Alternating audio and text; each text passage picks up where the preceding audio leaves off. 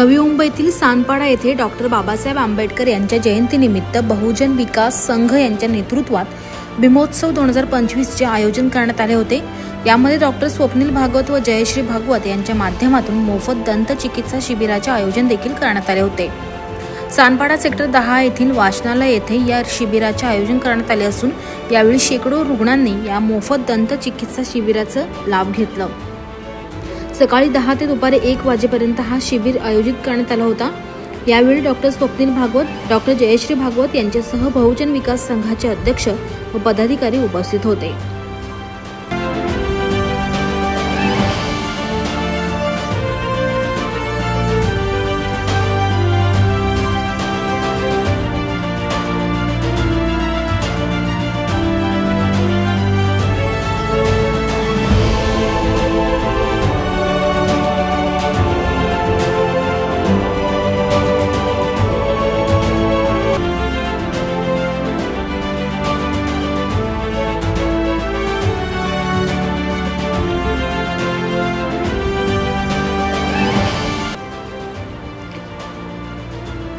आवाज स्टुडिओसाठी वसीम काझी, नवी मुंबई।